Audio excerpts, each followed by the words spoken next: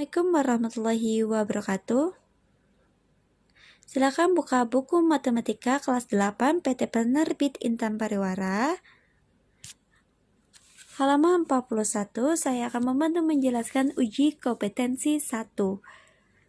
Soal nomor 1, perhatikan bidang koordinat di bawah ini.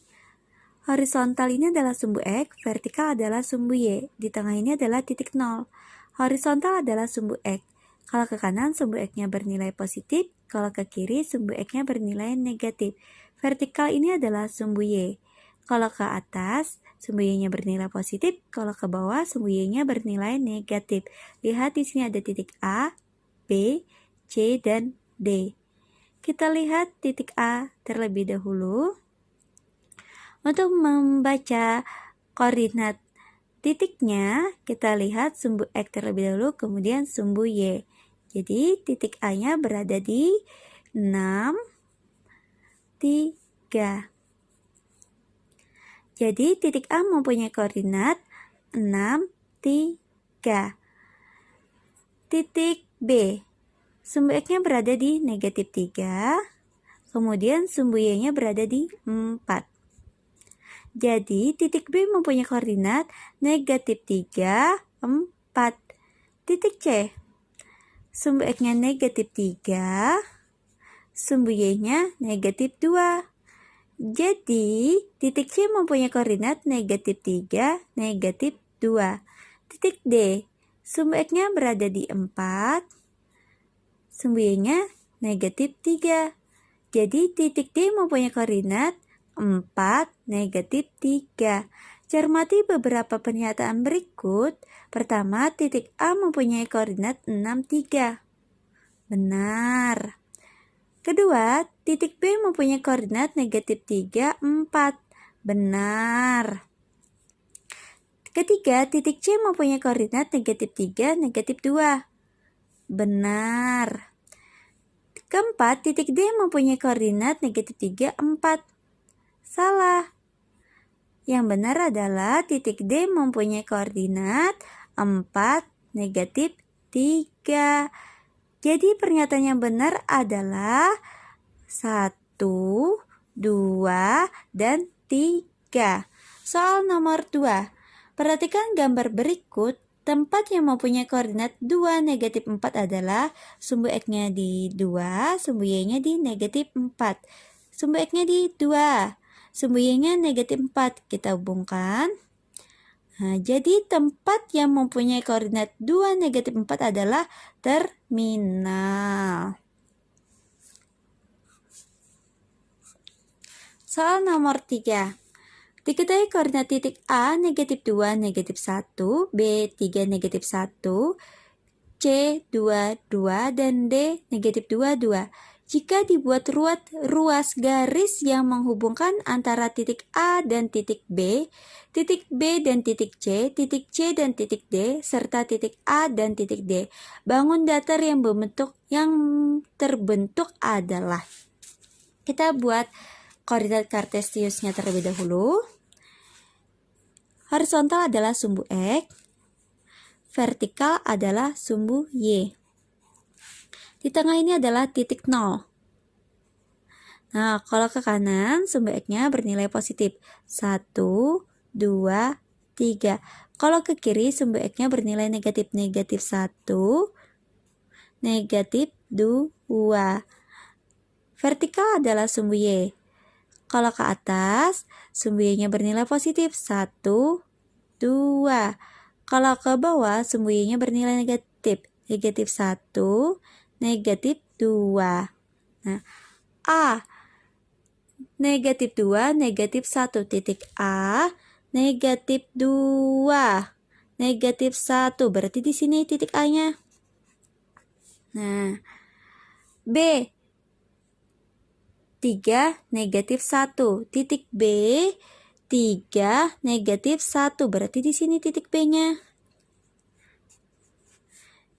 Titik C, 2, 2. Titik C, 2, 2. Nah, berarti di sini titik C-nya. Dan titik D, negatif 2, 2. Negatif 2, 2. Nah, jadi titik D-nya di sini.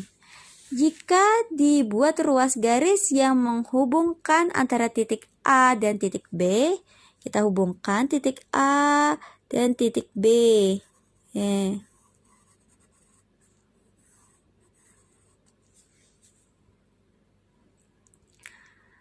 Dan titik B dan titik C, B dan C.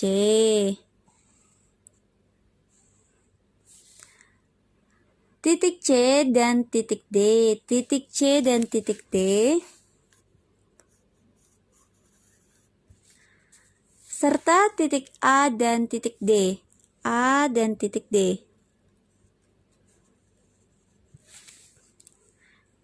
Bangun datar yang terbentuk adalah trapesium, siku, siku.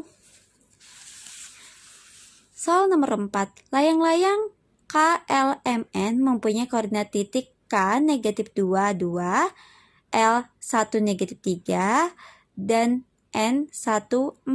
Koordinat titik M adalah, kita buat terlebih dahulu koordinat kartesiusnya. Horizontal ini adalah sumbu X, vertikal adalah sumbu Y. Di tengah ini adalah titik 0. Titik K negatif 2, 2. Titik K negatif 2, 2. Negatif 1, negatif 2. Nah, kita buat terlebih dahulu. Di sini 1. Nilai X-nya bernilai positif kalau ke kanan, kalau ke kiri nilai X-nya bernilai negatif. Ini vertikal adalah sumbu Y, kalau ke atas sumbu Y-nya bernilai positif 1, 2, 3, 4, 5. Kalau ke bawah sumbu Y-nya bernilai negatif, negatif 1, negatif 2, negatif 3. Tadi titik K negatif 2, 2. Negatif 2, 2. Berarti di sini titik K-nya. L 1 negatif 3.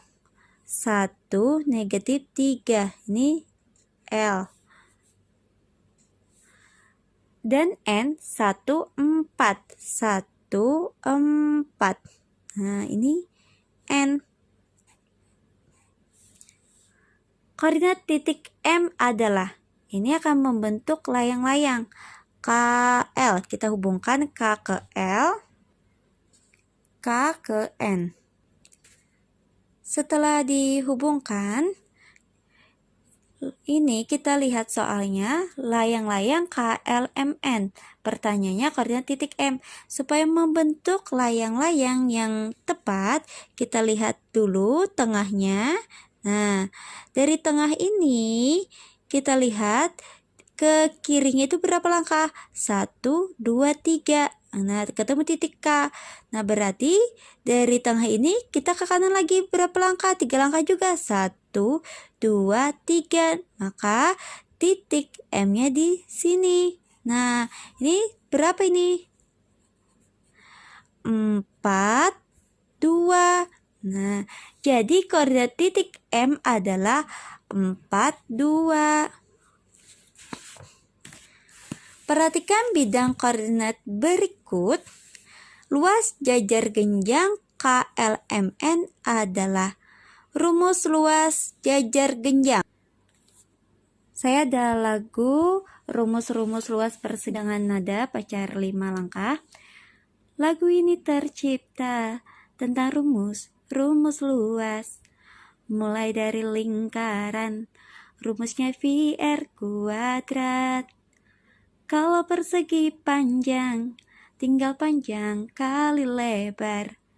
Untuk jajaran genjang, alas kali tinggi sayang. Belah ketupat layang-layang, itu rumusnya sama. Diagonal dikalikan, hasilnya dibagi 2. Untuk rumus persegi, tinggal sisi kuadrat. Trapesium A tambah B kali T dibagi 2. Segitiga A kali T, hasilnya dibagi bagi 2. Segitiga A kali T, hasilnya dibagi 2. Nah, untuk rumus luas jajar genjang, kita ulang lagi lagunya. Jangan disimak suara saya ya, karena saya bukan penyanyi, saya adalah guru matematika. Jelas suara saya sangat fals. Nah, kita ulang. Lagu ini tercipta tentang rumus luas. Mulai dari lingkaran, rumusnya VR kuadrat. Kalau persegi panjang, tinggal panjang kali lebar. Untuk jajaran genjang, alas kali tinggi sayang. Nah, berarti rumus luas jajar genjang alas kali tinggi. Kita lihat alas. Alasnya berapa satuan? 1, 2, 3, 4, 5, 6, 7. Kan rumus luas jajar genjang alas kali tinggi. Alasnya tadi berapa satuan? 1, 2, 3, 4, 5, 6, 7. Tingginya berapa satuan? 1, 2, 3, 4. Nah, jadi luas jajar genjang 7 kali 4, 28 satuan. Soal nomor 6, layang-layang ABCD mempunyai koordinat titik A 3, negatif 1, B 5, 1, C 3, 3, dan D negatif 4, 1. Luas layang-layang tersebut adalah, kita nyanyi lagi. Jangan disimak suara saya karena saya bukan penyanyi, saya adalah guru matematika. Jelas suara saya sangat fals. Nah, sebagai hiburan saja, rumus-rumusnya saya olah lagu supaya kalian tidak jenuh dengan matematika. Nah, oke. Lagu ini tercipta tentang rumus luas. Mulai dari lingkaran, rumusnya VR kuadrat. Kalau persegi panjang, tinggal panjang kali lebar. Untuk jajaran genjang, alas kali tinggi sayang. Belah ketupat layang-layang, itu rumusnya sama. Diagonal dikalikan, hasilnya dibagi 2. Nah, luas layang-layang, belah ketupat layang-layang, itu rumusnya sama. Diagonal dikalikan, berarti diagonal 1 kali diagonal 2, hasilnya dibagi 2. Nah, belah ketupat layang-layang, itu rumusnya sama. Diagonal dikalikan, hasilnya dibagi 2. Kita buat koordinat kartesiusnya terlebih dahulu. Horizontal ini adalah sumbu X. Vertikal ini adalah sumbu Y. Di tengah ini adalah titik 0. Kalau ke kanan, sumbu X-nya bernilai positif 1, 2, 3, 4, 5. Kalau ke kiri, sumbu X-nya bernilai negatif 1, negatif 2, negatif 3, negatif 4. Vertikal ini adalah sumbu Y. Kalau ke atas, sumbu Y-nya bernilai positif 1, 2, 3. Kalau ke bawah, sumbu Y-nya bernilai negatif 1. Kita lihat soalnya lagi. Layang-layang ABCD mempunyai koordinat titik A 3, negatif 1, 3, negatif 1, titik A. B 5, 1, B 5, 1. Nah, ini titik B. C 3, 3, 3, 3. Ini C. D negatif 4, 1, negatif 4, 1. Ini titik D. Kita hubungkan terlebih dahulu A ke B, B ke C, C ke D, D ke A, sehingga membentuk layang-layang. Pertanyaannya, luas layang-layang tersebut. Tadi rumus luas layang-layang, diagonal dikalikan, hasilnya dibagi 2. Nah, diagonalnya yang mana yang diagonal ini? A ke C, B ke D. Nah, diagonal yang A ke C dulu. Kita lihat berapa satuan? 1, 2, 3, 4. 4 kali diagonal 2, kita lihat dari B ke D. 1, 2, 3, 4, 5, 6, 7, 8, 9. 9 bagi 2. Ini boleh kita coret. 1 sama-sama bagi 2. Nih, 2 bagi 2, 1. 4 bagi 2, 2. Jadi, luas layang-layangnya adalah 2 kali 9, 18 satuan luas. Soal nomor 8, perhatikan bidang koordinat berikut. Titik yang berjarak 3 satuan terhadap sumbu X dan berjarak 2 satuan terhadap sumbu Y.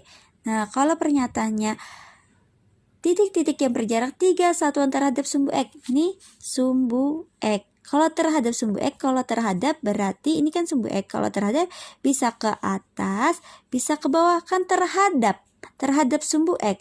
Nah, kalau terhadap sumbu X itu bisa ke atas dan ke bawah. Nah, ini kalau terhadap sumbu Y, terhadap sumbu Y, berarti bisa ke kanan, bisa ke kiri. Titik-titik yang berjarak 3 satuan terhadap sumbu X. Nah, ini sumbu X, 3 satuan terhadap sumbu X ini 1, 2. 2 saja kan 3 satuan pernyataannya. 1, 2, 3 sumbu B. Terus ada lagi enggak 3 satuan? Ini 1, 2. Ini 1, 2, 3 sumbu E. Ini 1, 2. Bukan. Yang 3 satuan terhadap sumbu X itu sumbu B dan E. Tapi pernyataan selanjutnya dan berjarak 2 satuan terhadap sumbu Y. Nah, ini sumbu Y. Kan tadi yang 3 satuan terhadap sumbu X itu B dan E. Apakah B dan E ini 2 satuan terhadap sumbu Y? Kita lihat ini sumbu Y terhadap sumbu Y. 1, 2, ya. Terus ini 1, 2, berarti titik-titik yang berjarak 3 satuan terhadap sumbu X dan berjarak 2 satuan terhadap sumbu Y adalah titik B dan titik E. 9. Diketahui koordinat titik K 2, negatif 5, L, negatif 2, negatif 4, M, negatif 4, 2, dan N, negatif 5, negatif 2. Pasangan titik yang berjarak sama terhadap sumbu Y. Nah, kalau terhadap sumbu Y itu kan ke kanan dan ke kiri. Berarti kalau ke kanan ke kiri itu nilai apa? Nilai X kan? Kalau ke kanan nilai X-nya positif, kalau ke kiri nilai X-nya negatif. Saya ulang, pasangan titik yang berjarak sama terhadap sumbu Y. Kalau terhadap sumbu Y itu ke kanan kan terhadap, ke kanan dan ke kiri. Kalau ke kanan kiri itu adalah sumbu X. Nah, kita perhatikan sumbu X-nya yang sama yang mana? Nih, sama. Oh, ini sama. Ini 2. Ini negatif 2. Kan sama-sama 2 satuan. Kalau ini positif berarti 2 satuan ke kanan. Kalau ini negatif berarti 2 satuan ke kiri. Nah, terus ini sedang ini negatif 4. Ini negatif 5. Berarti yang sama adalah K dan L. Jadi, pasangan titik yang berjarak sama terhadap sumbu Y adalah titik K dan titik L. Soal nomor 10. Titik S berjarak 4 satuan terhadap sumbu X. Terhadap sumbu X. Titik S berjarak 4 satuan terhadap sumbu X. Berarti itu nilai Y-nya kan terhadap sumbu X. Kalau terhadap sumbu X itu ke atas atau ke bawah kan terhadap pernyataannya. Berarti ke atas atau ke bawah. Kalau ke atas dan ke bawah itu adalah sumbu Y atau titik Y. Dan berjarak 2 satuan terhadap sumbu Y. Berarti bisa ke kanan atau ke kiri. Ke kanan ke kiri itu adalah sumbu X atau titik X. Nah, ini X-nya. Jika titik S terletak di kuadran 4, koordinatnya adalah, nah ini koordinat kartesius, ini adalah yang vertikal, yang horizontal ini adalah sumbu X, vertikal ini adalah sumbu Y. Nah, kalau koordinat 1 itu positif, ya kan? Nilai X-nya positif, Y-nya positif. Kok ini koordinat 1. Kalau koordinat 2, X-nya negatif, Y-nya positif. Kalau koordinat 3, X-nya negatif, Y-nya negatif. Kalau koordinat 4, X-nya positif, Y-nya negatif. Nah, tadi kita lihat pernyataannya jika titik S terletak di kuadran 4. Nah, berarti positif, negatif, X-nya bernilai positif, Y-nya bernilai negatif. X-nya tadi 2, nah berarti positif 2. Y-nya bernilai negatif, Y-nya tadi 4. Nah, jadi titik S terletak di kuadran 4, koordinatnya adalah 2, negatif 4. Jika ada salah hilap dari penjelasan saya mohon maaf. Wassalamualaikum warahmatullahi wabarakatuh. Dadah semuanya.